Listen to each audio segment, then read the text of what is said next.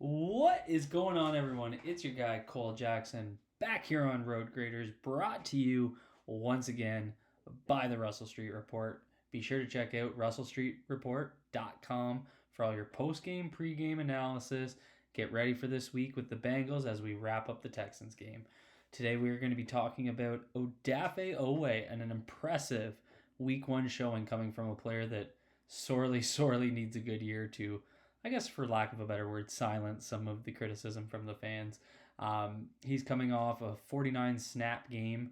He only had 9 run defense snaps, 36 pass rush, 4 coverage. He turned that into 7 total pressures, 4 QB hits, which was top of the league, 3 QB hurries, no sacks, 2 run play stops.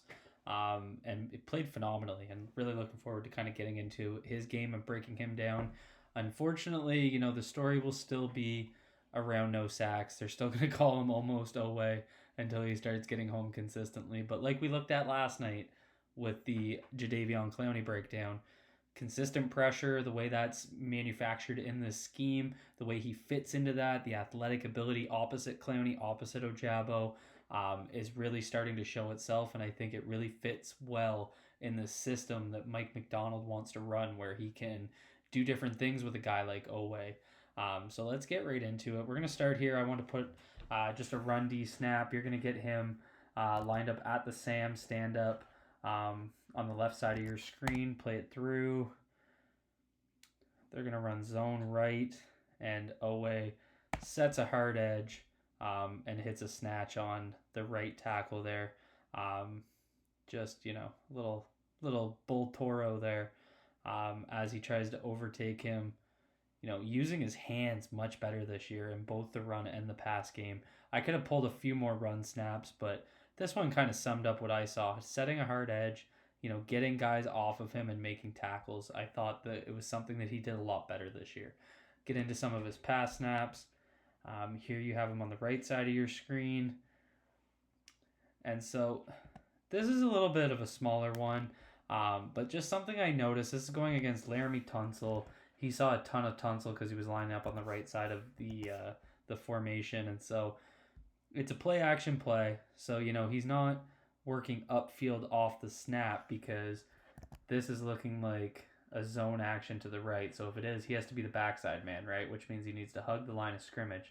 But once he reads that it's not, and you see he's lost leverage here, watch what he does with his inside hand. So he reads pass, and then he's going to take his inside hand, rip up. Right there.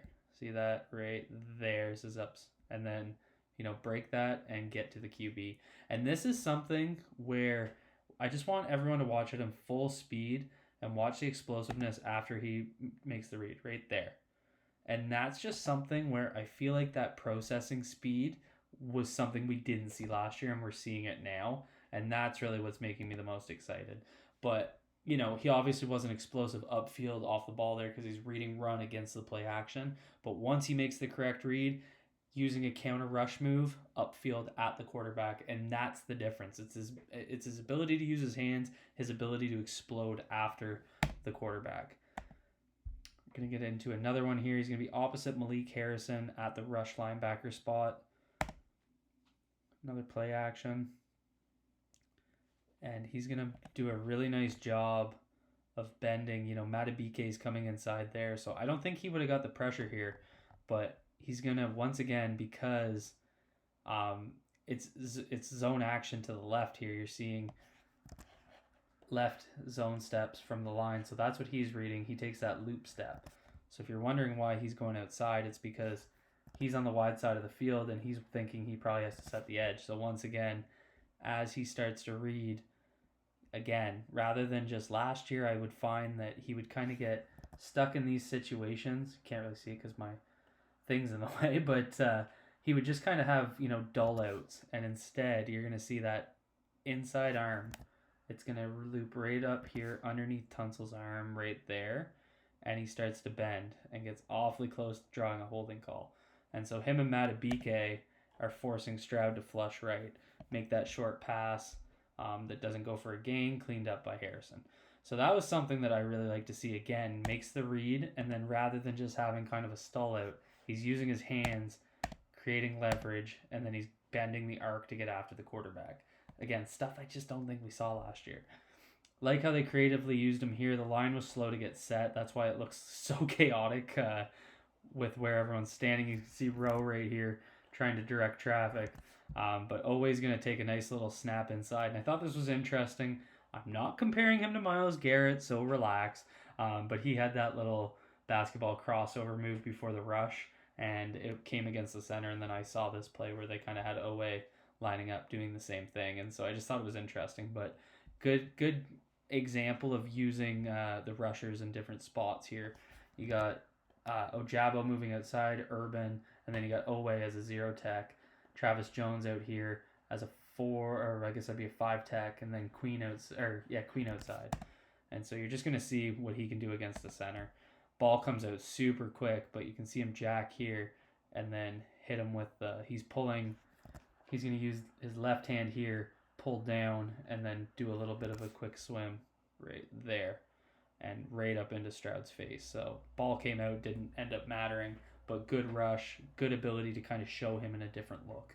I like what they did here on this play because, again, they're trying to line him up inside.